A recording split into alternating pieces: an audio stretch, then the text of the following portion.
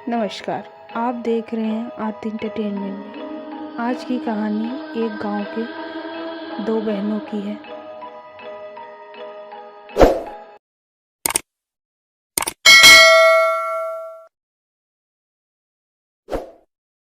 मैं और मेरी छोटी बहन शालिनी, हम दोनों फैमिली के साथ भोपाल में रहते हैं। लेकिन जब भी वेकेशन रहता है हम दोनों प्लानिंग करते हैं हम बुआ के घर जाएंगे। इस बार हम बुआ के घर बड़खेड़ा गए। वह एक गांव जैसा है, पूरा गांव का माहौल है, हमें बहुत पसंद आती है।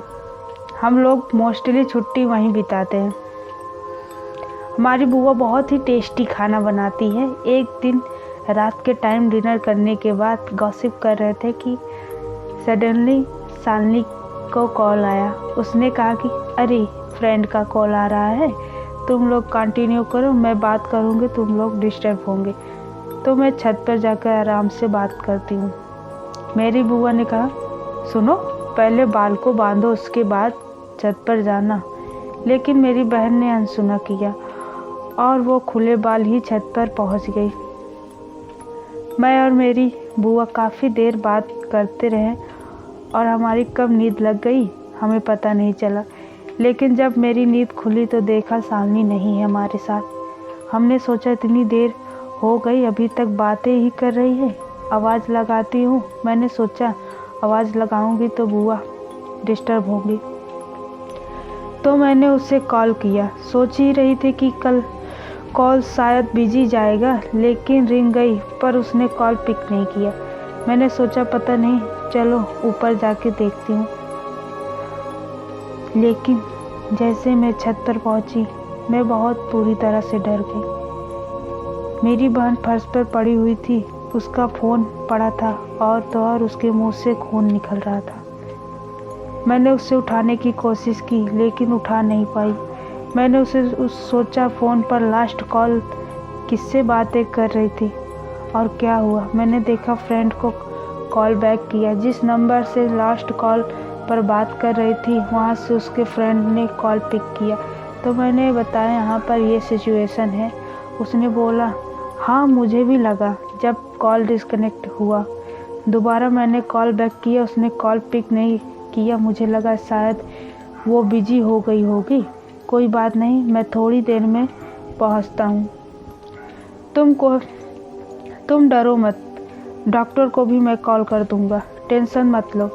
उसका दोस्त वहीं बड़खेड़ा में रहता है, वो जल्दी ही डॉक्टर को लेकर आ गया। जैसे तैसे करके तीनों ने मिलकर नीचे लेकर आए शालिनी को। डॉक्टर ने कुछ मेडिसिन वगैरह दिया, वो होश में आई। डॉक्टर चले गए, उसका फ्रेंड भी चला गया। लेकिन पूरी रात हम सब सो नहीं पाए। बुआ अभी भी बहुत परेशान थी, लेकिन वो बीच बीच में बोल रही थी। मैंने उससे मना किया था कि खुले बाल ऊपर न जाना। अब समझ नहीं आ रहा था कि छत पर जाने के लिए क्या मतलब है खुले बालों का। बट ठीक है, वो बोल रही थी। अब सिचुएशन नहीं था कि मैं कोई बहस कर पाऊँ। जब मेरी बहन होश में आई तो उससे पूछा कि हुआ क्या था। उसने कहा मुझे नहीं पता, मुझे कुछ समझ ही नहीं आया। मैं बात कर रही थी कि अचानक कुछ हुआ। मुझे किसी ने मुझे ज़ोर से धक्का दिया और मैं नीचे गिर पड़ी।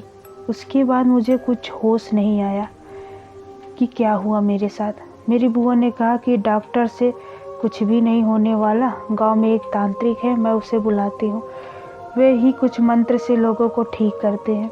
मैंने उसे बात को सोचा कि मेरी बुआ एक अंधविश्वासी है, जो भी है, मगर उस समय मुझे कुछ समझ ही नहीं आ रहा था कि उनकी बात मानने के अलावा मेरे पास दूसरा रास्ता ही नहीं था। उन्होंने तांत्रिक को बुलाया।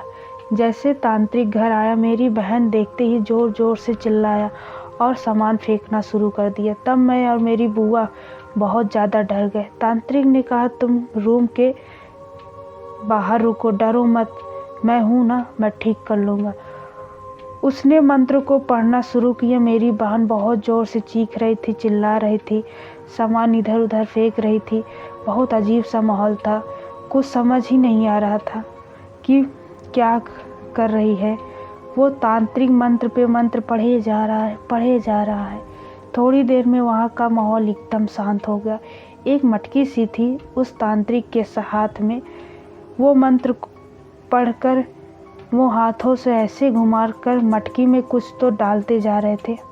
बाद में उसने मटकी पर कपड़े डालकर बंद किया।